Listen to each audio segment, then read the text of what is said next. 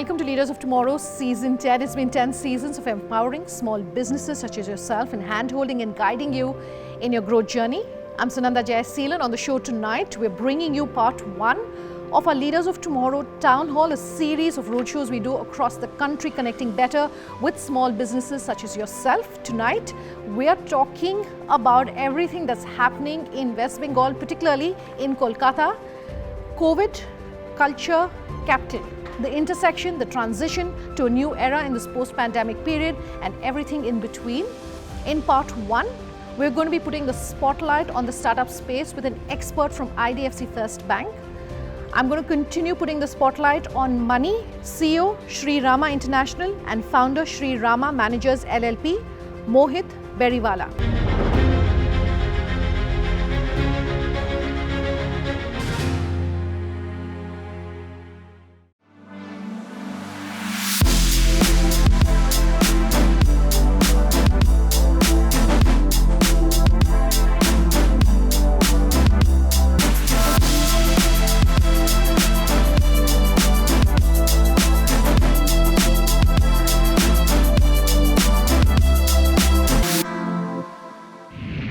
A very warm welcome once again to this event. But before I begin my keynote address, I think this event is all about celebrating leaders of tomorrow. So why don't we have a big round of applause for the leaders of tomorrow sitting in this room, right? Fantastic. So, guys, I'm from IDFC First Bank. I had startup banking. And I'll tell you a bit of a story before I start off with my presentation. I hope I'll not bore you guys here, right? I'm actually a Calcutta boy, right? Now, of course, in Bombay since the last 20-odd years. I've seen Calcutta in 80s and early 90s. That's when I spent most of my time in Calcutta. And a place which was buzzing with activity, right? Buzzing with business, right? Obviously, over a period of time, thanks to technology boom, a lot of southern states took over, and obviously there was a lot to be done here, right? Now we see this energy coming back when we look at the startup space, and when I speak to people here in Calcutta and other places, right? We see this energy coming back to the city now, thanks to million ideas. We remember Calcutta as the place of old money, and I've been through multiple organizations like banks, organizations like technology organizations, right? I won't name some of these, but large tech giants that I've worked with, right? And when I was a part of the bank, we used to look at Calcutta as old money, and whenever we had to raise money, used to come to Calcutta, right? And when I was part of technology organizations, we used to look at talent, and we used to come to Calcutta and source talent from here, right? We, in fact, had a large base here in Calcutta itself, where we kind of recruited a lot of people and then moved them across multiple projects in India and overseas, right? So this place is full of course, talent, right? This place is the capital, right? All it needed possibly was the energy, and that energy we see now in this space, all thanks to people like you here in this room, right? So thank you again for making it here. What we would do today in terms of presentation, for my presentation, right, is, so we'll quickly take you through India's landscape, startup landscape, and the role of Kolkata or East, for the matter, right? That's one. We will also tell you what we as IDFC Bank are doing in this space, right? To give you an idea, in fact, we have the DNA of a startup bank, a startup, so to speak, right? We're only 3-4-year-old bank in that sense, right? And I'll tell you, when I say the DNA of a startup, DNA of a startup is what? Challenging the status quo, right? Looking at pain points and trying to solve those pain points, right? And that's what we have demonstrated in multiple things that we do now, and as we go along, as we launch our startup proposition, right? I'll also tell you how we are kind of inculcating this in our new proposition as well, right? So that's something that I'll tell you about, right? So quickly moving on, the startup landscape of India, right? We're already the third largest startup ecosystem in the whole world today, next only to US and China, all right? Some 75,000 startups registered with the industry body, DPIIT as we call it, the Startup India, all right? And I was speaking with Startup India, and they came back and told me that in last 1 year itself, they've seen about 14 to 15,000 startups getting registered, which means that about 30 to 40 startups actually get registered in India on a daily basis. New startups, I'm talking about the startups which are recognized by the body based on two things. One is the idea, which means the startups have a unique idea. And two is the startups have a business model which can scale. So these are the two parameters on which Startup India looks at these businesses and gives them licenses. I am only talking about licensed businesses, so to speak here, right? And that's the number that we're talking about. So you imagine how big this is going to be over a period of time. As we see this, startups are going to be the growth engine for the economy. The aspirational 5 trillion economy, this is what is going to take us there. And then we've already seen some of the results here, right? We've already seen a lot of work has happened in this space. We've already seen how the technology infra has been built. The jam trinity that we're talking about. I don't want to make it really difficult for you, for any of us to understand here, but the technology infra that the government has kind of created across Jan Dhan, mobile, right, and Aadhaar is the jam trinity as we call it, right? And the Aadhaar stack which has got created, which is multiple uses, right? So that's a technology backbone which has already got created in the country today, which is driving some of these growth now, okay? Now, as we all know, in India, we've already crossed 100 unicorns who have, or businesses who have $1 billion plus valuations here, right? We see Calcutta playing an important role here. Calcutta already is 6th in the list at this point in time and growing really, really fast, right? So we see amongst the cities, amongst the large locations which have raised funds, which have incubated startups, Calcutta is really growing fast in this space, right? And we see this accelerating from here on. All right. In terms of Calcutta, it's always been the culture capital, sure, right? And my colleagues here will speak more about that in their panel discussion, right? And one of the things that I very fondly remember and miss in other places now is the food of Calcutta, right? The wide range of food that you get in Calcutta, I don't think you get anywhere else. For me, Calcutta surely is the food capital of India, right? So in terms of the kind of startups that we've seen in Kolkata, right? We've seen, as I said, the food tech startups, the ed tech startups, the health tech startups, right? And I'm calling tech all of them because all of these guys are essentially tech-enabled in some sense, right? Which is where they bring in the efficiency part. All right, some of these celebrated startups from your space, from Calcutta here, right? And I'm sure some of these will go and become unicorns very soon now. You already have one. Wow Momo is for sure, right? And Kolkata Relicious Momos, right? And thanks to Wow Momo now, we also relish momos in Bombay, sitting in Bombay, right? Good. Now I'm coming to what IDFC Bank is, why do we call ourselves a startup bank, and how we're contributing to the startup ecosystem, right? Now, clearly it's a bank which looks at innovative banking products, right, which helps businesses grow. Clearly it's a bank which is built on the foundation of integrity, which is so very critical for a banking organization because it deals with public deposits, right? But what we have created is essentially a unique model, a very unique model of business wherein whichever space that we get into, we ensure that we go and kind of rewrite the rules of the game in that space. I'll give you a few examples, some quick examples, some simple examples for you to understand here, right? When we got into banking, obviously, right, we got into banking banking typically has current accounts, savings accounts, right? These are basic banking products that we're talking about. In the savings account space, when we looked at the space and said, hey, you know what? Why do people get quarterly interest on savings account? Why not monthly interest? You pay your EMIs on a monthly basis, right? So why is this quarterly interest paid on savings account? Actually, nobody had questioned this for a very long time because that's how the market used to be, right?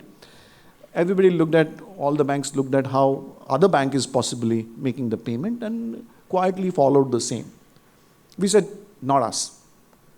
When we look at a space, we see what are the opportunities to disrupt, what are the opportunities to kind of differentiate ourselves in this space and solve some problems. And critically, the problem here is that if you're paying your EMIs on a monthly basis, you should get your interest also on a monthly basis. That means a little bit of more that I have to pay because of compounding, right? With that, I'll stop here, right? I will thank you so much. I really appreciate your time. I'll take a quick break on that note. We're back in just a moment. Just stay tuned.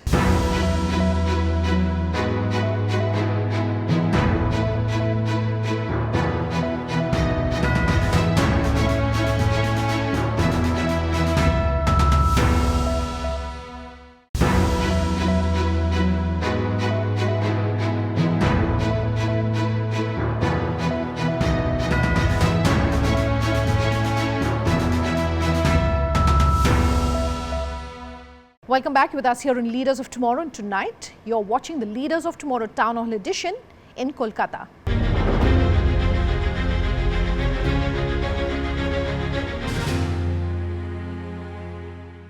I'm going to kick this session off today by asking you, perhaps you can very briefly talk about your own journey to wealth and money and how you got started, Mohit.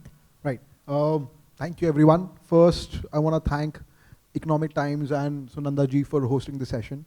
I also want to thank IDFC Bank, but most importantly, I want to thank all the rising stars over here. So let's give yourselves a round of applause for being over here. So I started my wealth journey, my investing journey, I think about 18 years back. I came from an illustrious family who fell through tough times. In fact, I remember stories where incidents, we didn't have money for bread. We would borrow money to buy our daily bread.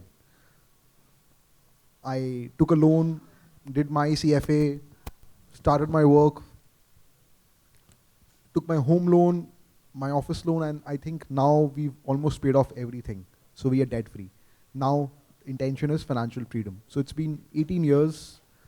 We've worked with almost 1,400 families across India, a lot of it entrepreneurs. I understand the pain we all go through, and I can tell you, it has a good ending. So bear with it. Fantastic, and congratulations on becoming debt-free.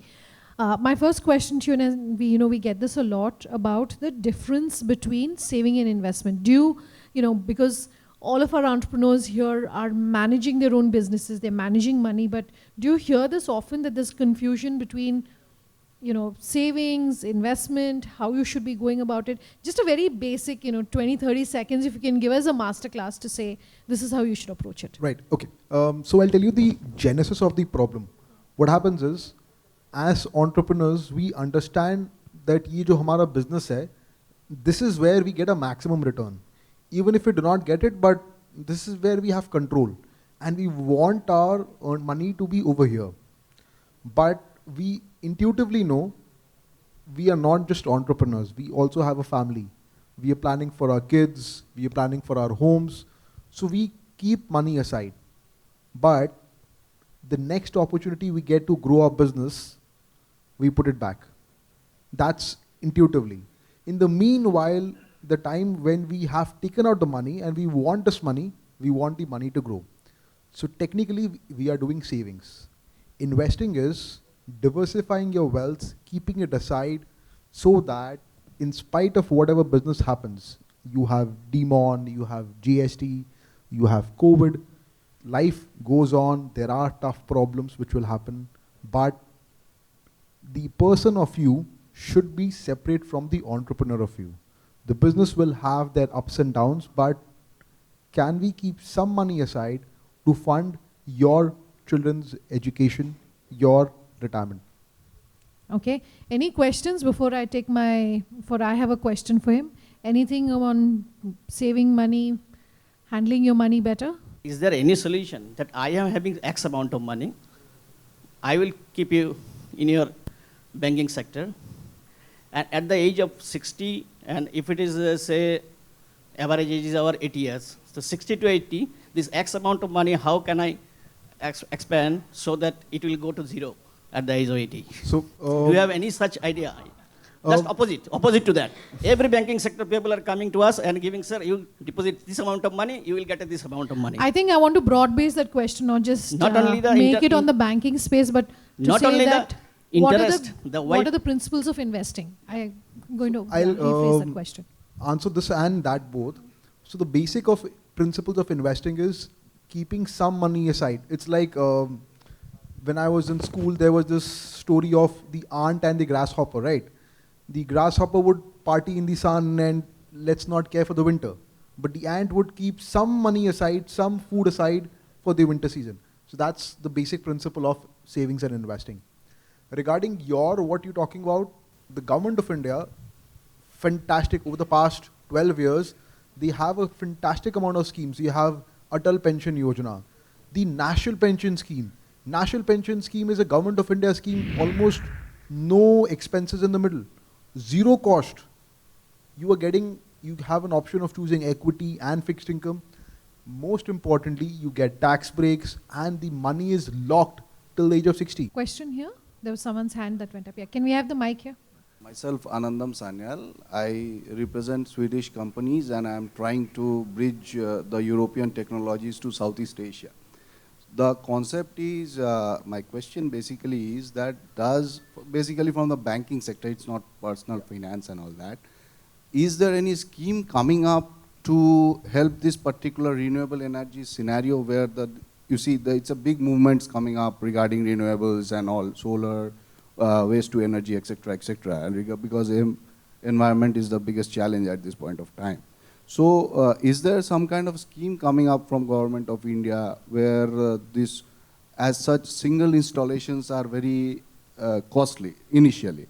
So, is there some kind of finance coming up, or if you are aware of something which is coming up in the line where maybe you can fund these kind of things or the events? Okay, so I cannot talk specific about what the government of India will do in the future, but I can tell you the government is giving its level best.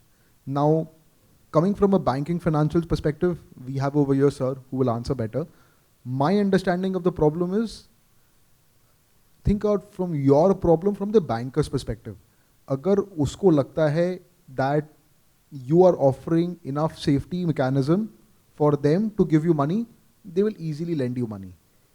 If they think that you are not giving enough safety for them for their money, they will not give it. So that is that. Let me also ask you, if you are talking to an entrepreneur who's, let's say, in their 40s, and you're saying, just a basic thumb rule to say X percentage should go into this, X percentage should go into this as a means of saving and investment, what framework do you want to give them? Okay, fantastic. So an ideal answer is almost 1/3 of your money should be going for your future. 1/3 of your money can be going for your home EMIs and your living expenses, and 1/3 should be your current expenses. This is a good number. I'll also give you what are the common mistakes an entrepreneur does. We see this left, right, and center. One suggestion I have is, let's try to convert your credit card loans to a fixed loan or a personal loan. That is the easiest thing. Do not try to have any outstanding limit on your credit card. Pay off all your balances. That is one. Second, if you have a CCOD loan, try to convert it into a term plan. As an entrepreneur, if you have a CCOD loan, we've often found 15 years में 1 करोड़ का limit था, 5 साल बाद वो 3 करोड़ हो गया है, 10 साल बाद वो 5 crores हो गया है. Every month, apologies for this, but every month the banker is charging you interest. Bankers love customers who have CCOD loans. They are forever going to take money from you. But from a personal finance angle, and as your wealth expert, try to convert your CCOD loan to a term plan, to a fixed term loan. Over the next 10-15 years, you will see almost similar cost of EMI. Whatever your interest, may be slightly higher, converting it, but in a 10-15 year period, you are debt free. Sure. That is fantastic. The third and most important thing, please remember to pay your bills on time. You have ECS mandates, use productivity, credit card bills, telephone bills, electricity bills. There is Government of India incentives. I know so many entrepreneurs, they still cut a check to make their utility bill payment. And if it's a lockdown or something, there are issuances. So Sure. do those things. All right, thank you very much, Mohit. A round of applause, ladies and gentlemen, for Mohit, and a round of applause to yourselves as well. Thank you so much for joining us for IDFC First Bank presents the Leaders of Tomorrow Town Hall here in Kolkata. Out of time on tonight's conversation. If you have any feedback for us, our contact details are on your screens. In part 2, I do a deep dive into culture capital and this post-COVID period and what it means for small businesses in West Bengal and Kolkata. Here's a sneak peek. Post-pandemic, we are in a state of recovery and revival. I will not say that we are at a robust best, but we are a work in progress. So we are definitely looking at new ways of innovating ourselves as far as culture is concerned, as far as tourism is concerned, as far as entrepreneurship is concerned. For now, time for the first time was going to become precious for people. They started valuing their life, they started valuing movement, and how do you change the way they feel about their lives?